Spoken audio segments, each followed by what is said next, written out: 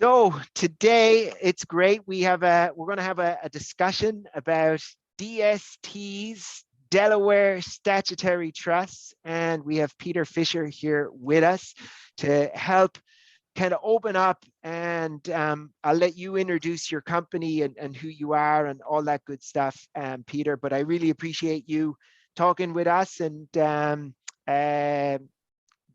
go ahead and tell us who you are and all about your company. Great. Thank you, Eddie, and appreciate you having us here today. My name is Peter Fisher. My company is Sequent Real Estate and Wealth Management. We're a group of financial advisors located in San Francisco. We actually have an office down south in Irvine, in Los Angeles, and we just opened up an office in Denver, Colorado. But we're sort of a real estate first wealth management firm. And of course, the topic of du jour that we're going to talk about today is 1031 exchanges and a replacement property strategy known as a Delaware Statutory Trust. Yes. Personally, I've been involved in DSTs since 2005. Wow. And if we know the history, I'll go into a little tax code here. The actual Delaware Statutory Trust we know today goes back to a revenue ruling in 2004. So I like to say I've been here since the beginning. Since the beginning. Wow. So, and when we get into it, ultimately, these are allowable if somebody's selling a piece of investment real estate and they're in an exchange, they can exchange and defer all and any taxes by getting into a Delaware Statutory Trust. So what is a Delaware Statutory Trust? Is it a house? Is it what is it? Is it in Delaware? Is it in Delaware? Sort of. You know, we utilize Delaware as the business filing, as many companies do, for their favorable business fees and simplicity of organization. So, but no, the actual real estate itself are located across the country and in any of the contiguous United States and territories. We don't see many outside of the 50 states. Mm-hmm. The DST itself is a entity that allows for multiple owners to come in and share in ownership of an individual property or even a portfolio of real estate. And these are typically large institutional investment grade assets located in secondary growth markets. We don't see a lot of deals in the major downtown New York, Chicago, LA, San Francisco. They're typically located in those secondary markets across the United States. Yeah, they're kind of in places like Phoenix, Nashville, yeah, that kind of stuff. And they could be like it could be like a 200 unit apartment complex or residential with a pool and tennis courts and that kind of stuff, right? Very, very common 200 or 300 unit class A multifamily complex. These are big, beautiful properties with workout facilities, maybe sometimes multiple pools. We have, dog walking areas. Sometimes there's putting greens. Right. And how do I, as an investor, where's the money in it for me? Why should I, what are the advantages for me? Well, every investor has a different strategy, but a typical DST is a passive income producing property. So, primarily what we're talking about is 1031 exchanges, and the important aspect of the structure is that it permits for individuals to exchange into the trust on their timing and on their dollar amount. And that's sort of the first big advantage we talk about. Second to that, a lot of our clients are looking for that passive income producing structure. So these are rent producing properties, a 300 unit multifamily complex. The property manager and the investment managers are collecting rents, paying obligations, and distributing income to their investors. And the investor doesn't have to do anything. They don't have to go and, like on the old building that they had where they were fixing a toilet or painting a wall or anything, they don't have to do anything. It's completely passive. That's Right. right. The only responsibility that the investors have is to pay their ordinary income tax. So they are required, if they choose, to file their income tax, and that would include the state that the properties are located in. Okay.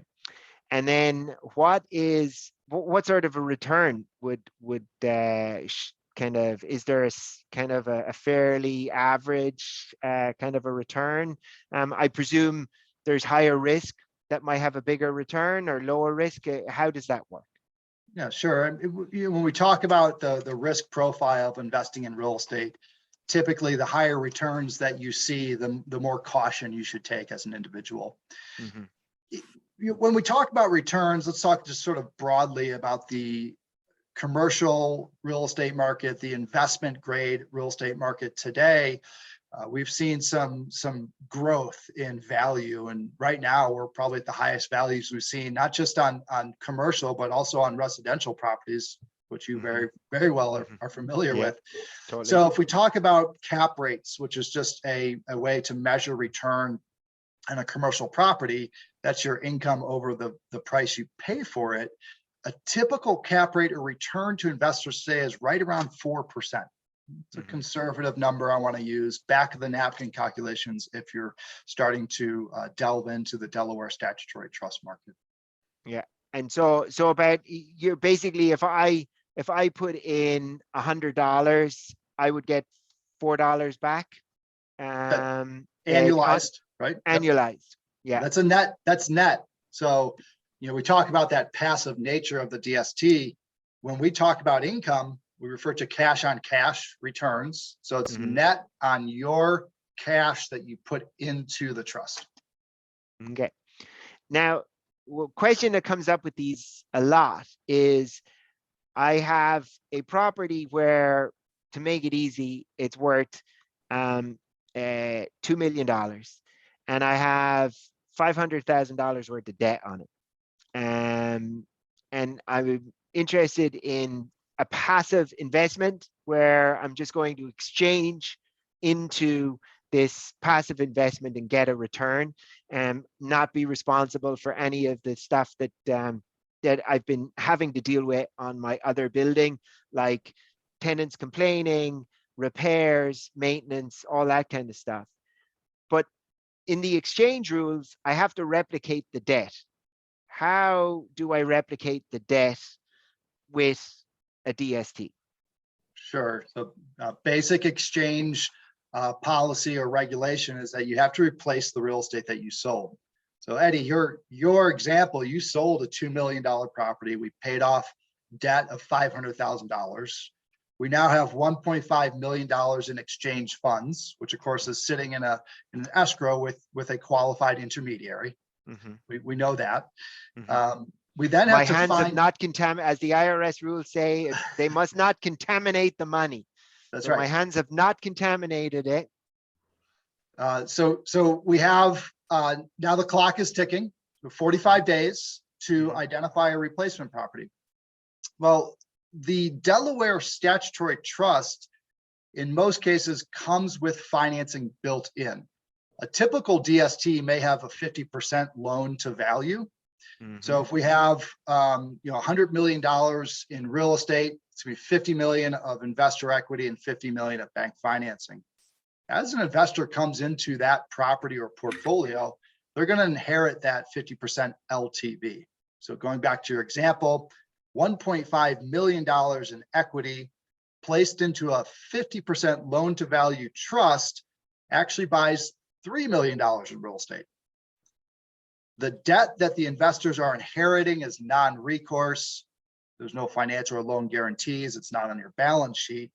The trust itself services the debt.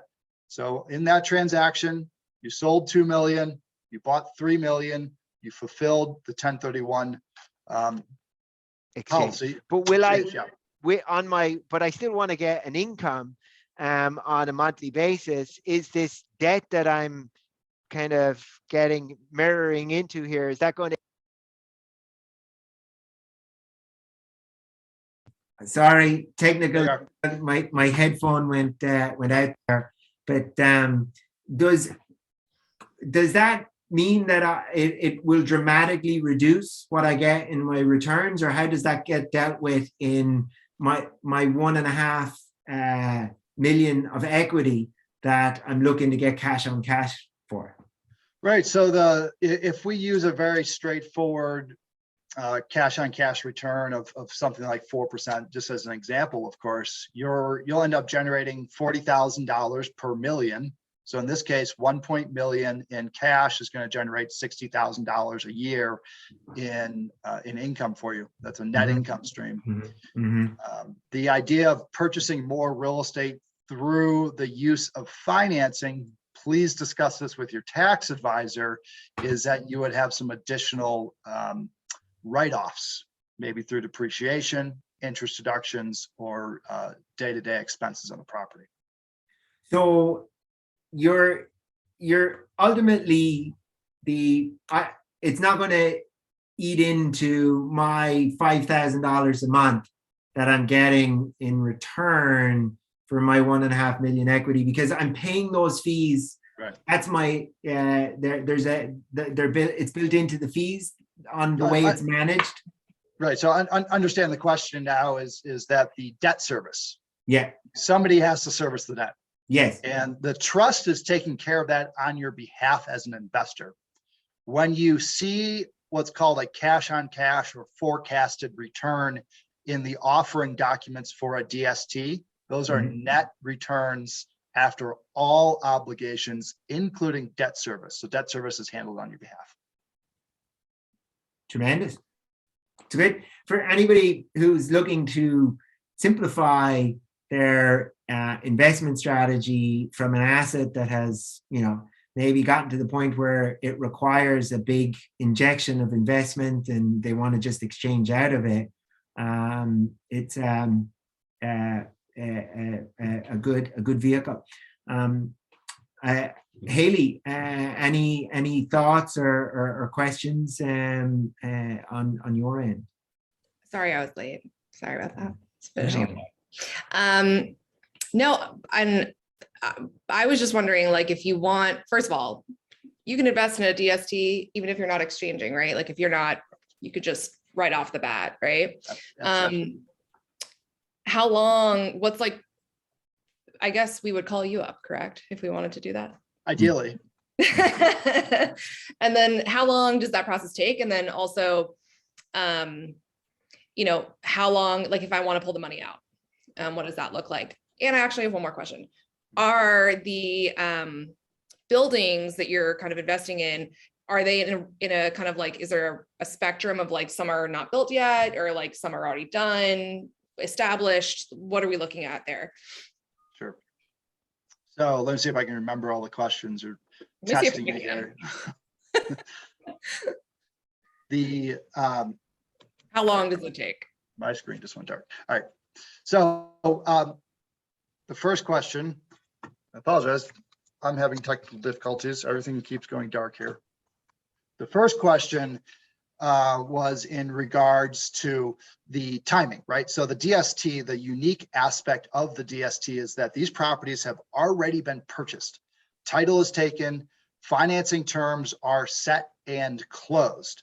So as an investor, when you're under this time crunch of 45 days, you have a certain amount of equity you have to place, a certain amount of debt you have to replace. The DST can be very helpful. We'll have a list or an inventory of potentially 10 to 15 different DSTs, variety of different equity, a variety of different loan to values, and those properties have already been purchased. Title secured, financing terms were set and closed. So realistically, I can work as quickly as you like, meaning that you could call me on day 45 and I can give you properties to identify with comfort, knowing that they're already closed on. I can work as slowly as you want me to, meaning we can do this for 75 days. I'm including your 30 days of contract and 45 days you have to identify. It's not unusual we do that with clients. We can close on a DST within a few business days once you make the selection. As far as how long is the trust in operation, you're looking at typically 7 to 10 years. It is based on the actual financing of the DST itself. If there is financing, if there is not financing, the sponsors will dictate what their business plan is. Expect to be in it for approximately 7 years. It is not a liquid type of investment. If your intent is to liquidate your investment in a short period of time, I have some words to say about that that we will discuss one-on-one, or we will focus on a structure that's known as a 721 UPREIT, which is a topic for another conversation when Eddie will invite me back. Yes, that sounds like a good plan, because I'm like, oh, there's that's a tool I don't know about. So let's schedule some time to discuss that. So cool. And then and that is one of the other things that I think we have liked about DST options is for somebody who has, say, that $2 million building, they have $1.5 million in equity. They find something that they like, that's, you know, they do $1 million of debt and they do $1 million down, and then they've got 500,000 and they can't really find anything to do with that. But they don't want to miss out on completing their exchange, and they can then turn to a DST and complete the exchange with that as the finisher.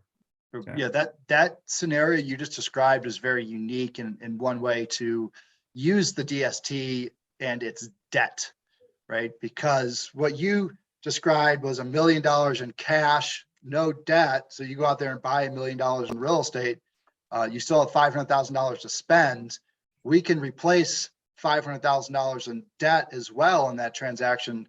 So you successfully buy $2 million in real estate. So you can go out there and buy real estate all cash without having to take financing on your own. Without having to take financing and complete your exchange, which is incredible. Wow, this has been amazing. How do we find you, Peter, if somebody is looking to learn more, reach out to you and want to kind of connect and talk to you? Where will we find you? You can call me directly at 415-918-2225. You can Google me, probably, Peter Fisher. My company is Sequent Real Estate and Wealth Management. You can probably get me by Peter Fisher 1031 or something in those matters. But our offices are in San Francisco. So if you find somebody not in San Francisco, it might be the wrong person. Perfect. Yes, if it's not San Francisco, you're talking to the wrong person. It's the wrong Peter Fisher. So that's right. That will definitely be invite you back to, what is the other topic we're going to be talking about on our next conversation? 721 UPREIT. It's another part of our tax code that says you can sell or contribute a piece of real estate to a REIT, a real estate investment trust, on a tax deferred basis. Awesome. Yeah. Perfect. Well, this has been fantastic. Thank you. Yeah. Really appreciate it. Thank you. Nice to meet you, Hayley. Nice to meet you, Eddie. You as well.